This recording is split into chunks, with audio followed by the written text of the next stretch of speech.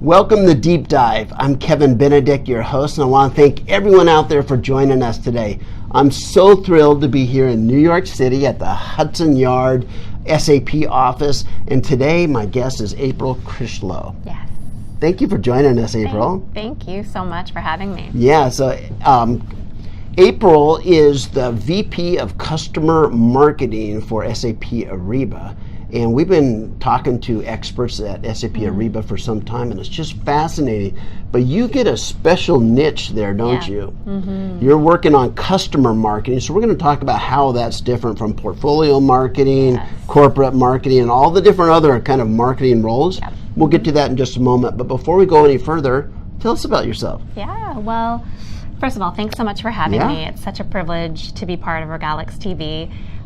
So April Crichlow, I'm based here in New York City, in the heart of Manhattan, and we love our life and our work here in New York. And I've been with SAP coming up on 13 years. Wow. And had various roles all across field marketing, channel marketing, and joined SAP Ariba about 18 months ago to take on initially our supplier marketing function, but now I run all of customer marketing across our buyers and suppliers together, which has been great. And I also proudly serve as our diversity and inclusion lead for SAP Ariba. Tell us about that. Well, it's really all about how do we look at the topic of diversity and inclusion from an internal perspective with our employees, closing the gaps, whether it's gender, differently abled people, underrepresented minorities, and the cross-generational gaps, and looking at that both internally with our employees, with our customers, and then how do we drive innovations that allow our customers to do that as well. Oh, I love it. Yeah. And SAP Ariba is uniquely positioned to be able to do some of that, isn't it? Absolutely. So that's one of the things that makes it so exciting for us in Ariba. We have solutions like our supplier risk solution, our supplier diversity solutions that enable companies, if they have a target around diverse spend, our solutions can help them manage that spend, take a look at how they're diversifying that spend, and looking at that process end to end. So let's dig into there a little bit more, okay? Sure. So I'm a manufacturer and I want to produce products that minimize my exposure to bad stuff. Yes. Like I don't want my suppliers involved in child slavery. Yes. Or any of this kind of bad stuff, bad environmental practices or anything. How can SAP Ariba help me avoid the bad and focus on companies that are better at that or preventing that than others? And I think the first part of that is really moving away from blame and shame. I think a lot of us wouldn't overtly work with a company that has the bad stuff like you mentioned, but lots of times that spend could be buried in tiers down the line. Yes. And so through our supplier risk solutions, that can be identified, and then you can then look to change, how that's happening. So all of that is fascinating. So hopefully we'll get a lot more information about it. I understand coming up at SAP Ariba Live in Austin, Texas. That's right. April 1 through 3, there's going to be a big emphasis around how to do business with companies that have good practices. Absolutely. I think we are still very much of the belief that procurement can be done with purpose. Yeah. And when you can direct even a portion of your spend towards ethical and diverse spend, there's a lot of good. So you can do well, but also do good in the world through that. So that'll be a huge focus for us at Ariba Live. Brilliant. April, thank you for sharing that with us. Now let's jump back into your background. Tell us about yourself.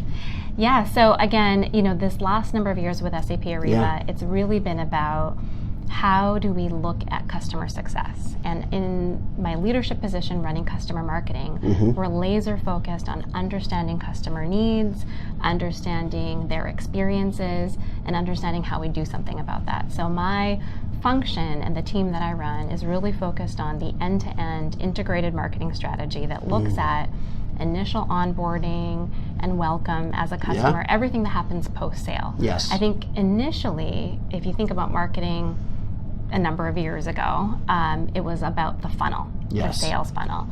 And about, I want to say 6-7 years ago, there was a lot more focus on the complete buyer's journey, which, Yes. you know, we all remember the diagram. It was the funnel that moved to the circle, that Yes. moved all the way across from sales to post-sales. A lot of organizations were focused on sales and bookings.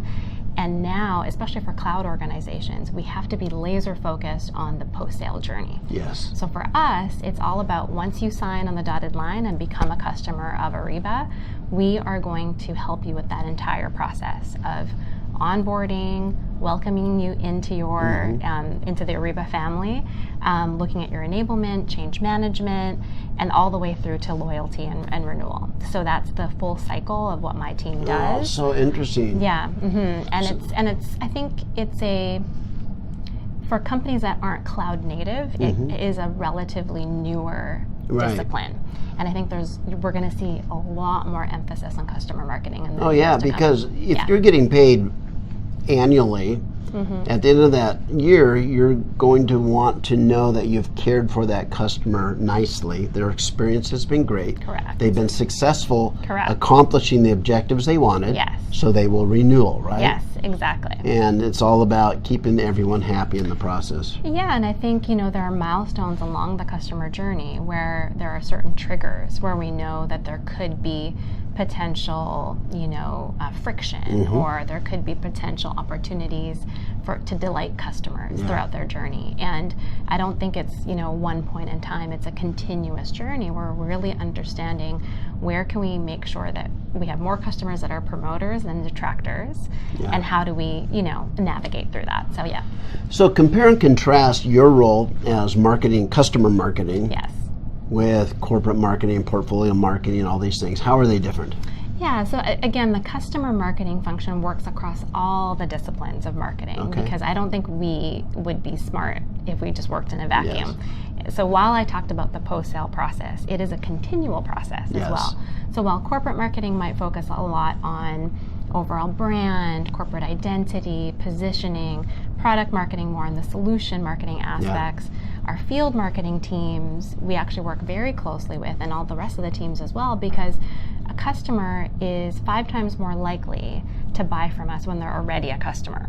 And so what's the opportunity if you have already, you know, become an SAP Ariba customer, and from a field and cross-sell, upsell perspective, how do we partner with our field counterparts, our corporate marketing counterparts, solution marketing counterparts, to say, what is the continual narrative that we're giving our customers in terms of how they can continue their deployment with us? And what are more innovations? I think the first thing, though, is we have to make sure they're successful with what they have. Yes. That's the number one imperative for us, is that they're successful with what they have with us today.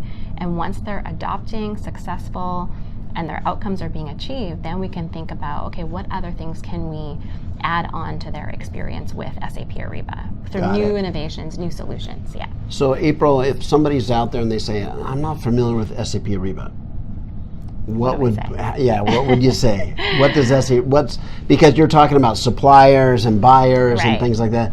Give us a concept. What's SAP Ariba about? I mean, I typically say it is the world's largest B2B network or marketplace that connects over 3 million buyers and suppliers and does 2.28 trillion in commerce annually, not aggregate, annually, which is very important. Yes. Because that is a number that repeats itself and grows every year. Whereas some of our competitors might have that in aggregate over their lifetime. Yes. You know, Ariba as an overall entity has been around over 20 years. Yes. And so the fact that we're able to do that year upon year, it shows the size and significance of our network. Massive. It's massive. You're talking trillions. Yes, yes. Oh, that's incredible. So what are the messages, the key messages that you're working on this year?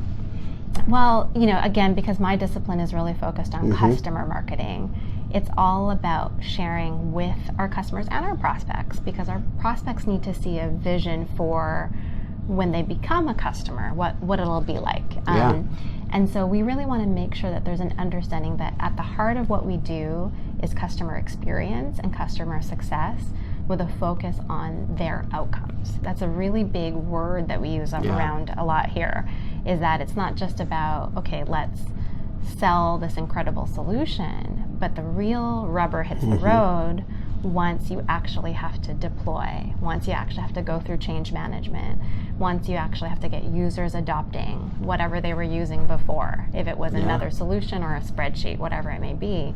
User acceptance and adoption is huge. How do you do supplier enablement? We lead with our buyer customers often, but our suppliers are also our customers as well. And so how do we enable the thousands of suppliers you could potentially be bringing on?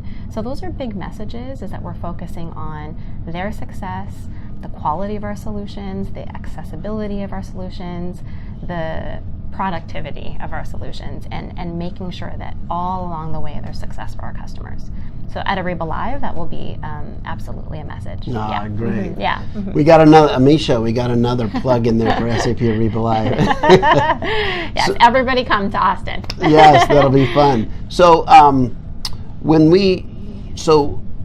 SAP Ariba is the world's largest B2B network, business-to-business network. Yes.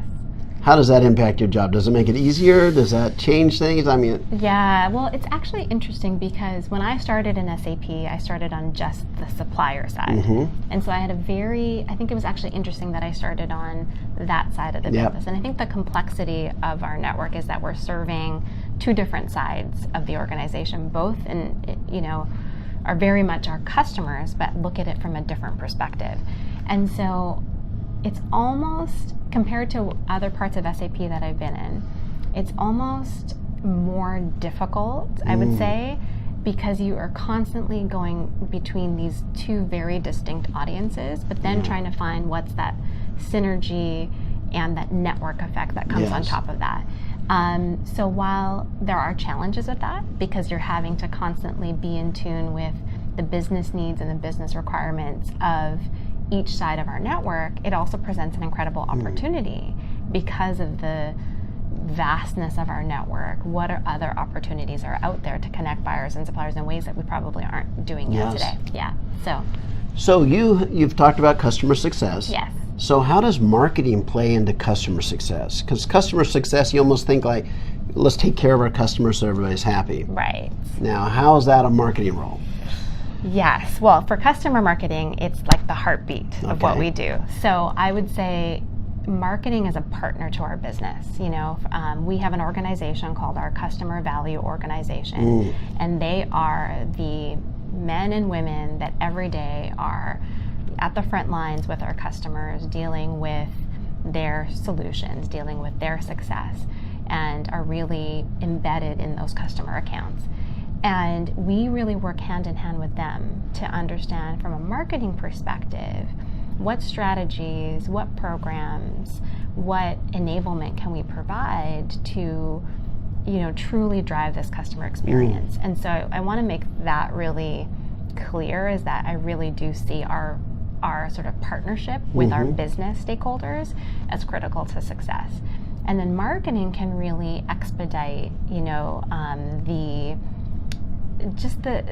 touch points. I think traditionally when customer marketing first started, it was a lot about, send them a direct mail, that's a welcome kit, and then invite them to a few events per year, and that was sort of as far as customer marketing went. I think now we're really moving into a space where marketing, because of our ability to do digital first marketing, using marketing automation, using data to trigger personalized engagement with our customers, this is where we can scale what a customer engagement executive could do in one meeting face-to-face. Yes. We can scale with thousands of customers because of digital marketing transformation. Because your customers also are only going to see a little bits and pieces that are in front of them on their desktop. Exactly. I think reminding them of the big picture, what's the value of a network, what's the value of having insights and intelligence and being able to use all the tools, and just, that's part of enablement, right? It is, Is to let them know, you might have only learned 3 things, but there's 18 things you can do with this, right? Correct. So really helping them understand how to take advantage of the tools they already have. 100%. I think this is also where marketing can help scale that conversation, because we are able to take data from our network and the analytics of that data and give a preview to customers. As one example, it could be something as simple as they're only using a certain utilization of their solution or their deployment with us. We could give them a personalized marketing communication that says, did you know that you're only using this much of your solution? Here's so much more of exactly what you said. Here's the value that here's the value that around that those brings. different tools. And I think, for every customer, that message will be slightly different. Yeah. Through data, through marketing automation, we can give those personalized insights instantaneously. Yes. And so I think that's the power of what we are really stepping into as a marketing organization. So and having all that data and all those analytic tools that allow you to do that, that's part of digital transformation, right? Yes. What a segue. What a segue. So how have you seen, these tools, digital transformation, impact the marketing over your 20 years in marketing? Yeah. How has it changed your profession? I think that we used to just do a lot of, what we often call pray and spray emails, where we would just do email blast. Here's an idea. Let's just email blast. Yeah. And that was the old way of digital marketing. There was a lot of event marketing, which is very important. Yeah. And I think when you think about in customer marketing, we have to think a lot about our segments. We have strategic customers that are our most customers that probably have the biggest accounts with us, that are doing the most with us, and are probably the largest customers. Yes. Then there's everything in the middle, and then sort of the volume at the bottom. Yes. There are certain situations where a high-touch model, where you're in person at events and are meeting face-to-face, makes a lot of sense. Yes. But then again, it doesn't scale. And so I think in the past, we weren't able to scale at that ability. And I've seen this really shift. That the digital marketing transformation has really changed with marketing automation tools that allow marketers to truly provide almost the same type of experience that you would get in person. But be able to do it online. Because you have all the data, usage data, everything that works and doesn't work, and any issues they might have had, how much have they been educated and trained, certified? Yes. All that, touch of the fingers. At the touch of a finger, and honestly, I think our biggest competitor is often not another company. Our biggest competitor is sometimes a customer's last best experience, whether that's B2B or B2C. So if they're used to having a frictionless experience, with the way that they buy their groceries or the way that they consume their, bank statements, or whatever it may be. How do we in B2B disrupt the way that we communicate with our customers to give them a consumer-like experience? Because at the end of the day, they're still a person, whether they're buying groceries online or they're consuming an understanding of how they're deploying their procurement solution with us. We must strive for that level of personalization and that level of frictionless experience on the customer side. Yeah. So you're talking about the impact that customers feel from their B2C or B2C experience. I can't get it out today. So with their own mobile devices and their own personal experience in the consumer space there. So how have you seen expectations change within your customers? I think we live in such a digital age where every customer, every company is transforming. And I think, again, just that experience, I almost like to call it hyper-personalized experience. Yes. I think we all can think of an example of where we've had a very delightful, hyper-personalized experience on the consumer side. Yes. And a lot of people would argue, well, on the consumer side, it's much easier. But I think we're getting to a time where we're going to see the ability for B2B companies to disrupt that because of the power of data, because of the power of automation tools. And then in addition to that, we have really been laser focused on customer listening. And so we actually acquired a company called Qualtrics in Q4 of 2018, and we have used the Qualtrics solution to survey our customers, to understand their needs, to understand what issues they're having, to truly listen to those experiences, and then taking that experience and actually doing something about it. We have a program called The Loop, which is all about you said, we did. Yes. Right? And so you have said something, and customers expect that we do something about Yes. it. And again, we've all probably seen someone on social media complain about something and it gets answered immediately. Yes. We might not be we might not be there just yet in B2B, Yes. but we have to move towards that, because I think that's the expectation. There's an increasing expectation that customers want their experiences to be the same as anywhere that they could get in the Yes. world. And that puts a lot of pressure on marketers for sure, but it also presents an incredible opportunity for those of us in the customer listening, customer experience space. We can truly listen to what they're asking for and then do something about it. And that's the goal behind our program called The Loop, why we're trying to do more surveying through Qualtrics and really focus on that customer experience. Thank you for sharing that. Yeah. Let's talk about content consumption patterns. Okay. Yes, yeah. yes. So, customers, their expectations are changing. They're all experiencing digital transformation themselves. Their habits are being influenced by their mobile devices and everything they do in their personal life too. So content, reports, videos, podcasts, papers, websites, you name it, all of that. What kind of patterns do you see emerging or changing in how customers consume content? When I started marketing, the white paper was the big, content piece. I wrote a lot of those. Nobody read them, but I wrote them. Well, nobody read them, and they were 30 pages long, right? And so the white paper, I think, has slowly evolved to then it became a digital ebook. And then I think now it's like, don't bother with anything that's longer than a few pages. And I think we really have to move into mediums, again, thinking about the consumer experience. Yeah.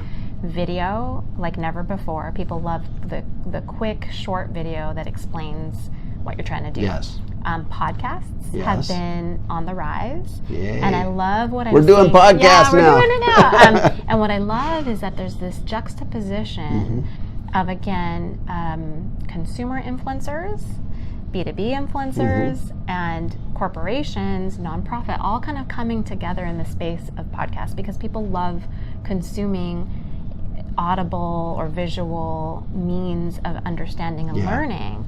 And when you can see someone that it's almost like a little bit jarring when you see someone that you love in a consumer related world with someone in the B2B world, and those worlds coming together. It's a fascinating time in our industry, because I'm seeing how those two worlds are truly colliding. Interesting. And how it's making it exciting in terms of how we can disrupt B2B marketing. I think B2B marketing for a long time was like, it never cuts through the clutter. But I truly believe SAP is in a position to be a leading brand as a B2B technology company.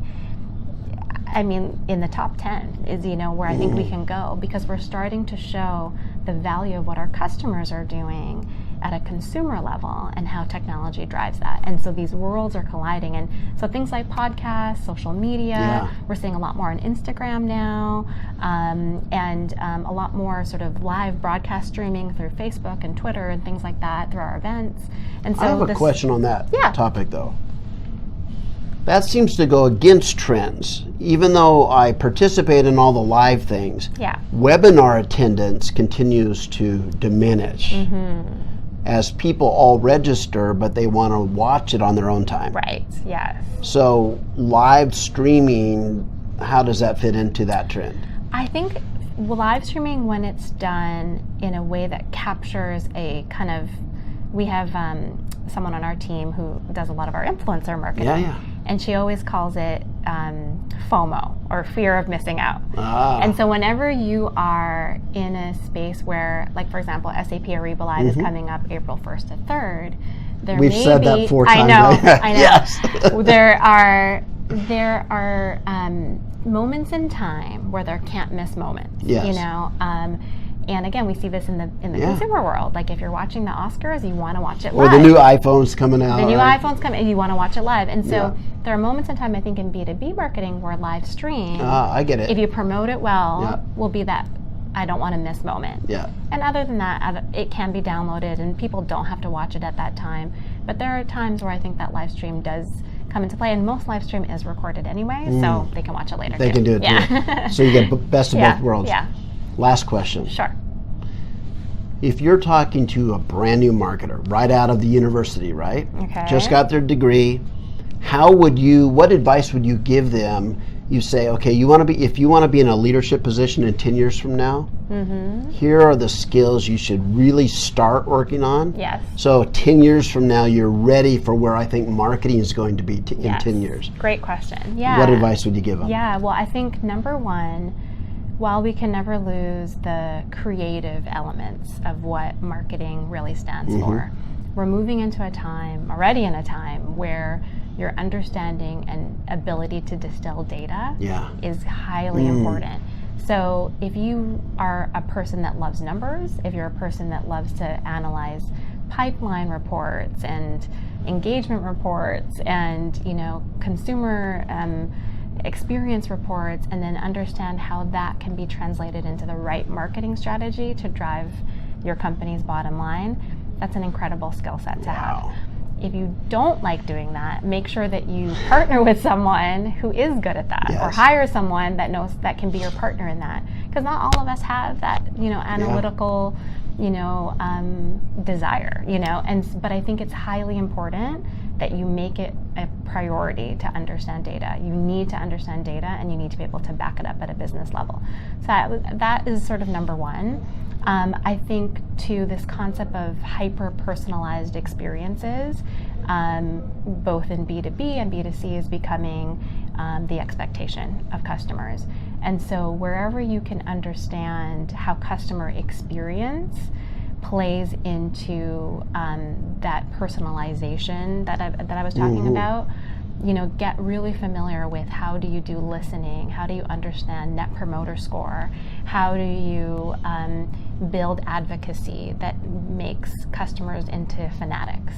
And I think without that understanding, especially in a cloud business, you could be left behind. And then lastly, I think it's really about how do you have, for an individual level, how do you have a brand that shows your understanding of modern marketing approaches? And I think this is, whether you're just out of school or even if you're sort of reinventing your career, I think you might want to look at where's the puck going? Yes. And if you have gaps in your understanding, so if you aren't a data scientist or if you don't know how to do personalized account-based marketing, how do you get that skill set and work and learn with people that do it really well? So, thank you so much, April. You're so welcome. You can't get that information from a university. No, you can't. You need somebody that's in the role and has been there. Exactly. So again, I want to thank you so much for sharing all this brilliance with us, and I want to thank you guys out there for tuning in. Thank you.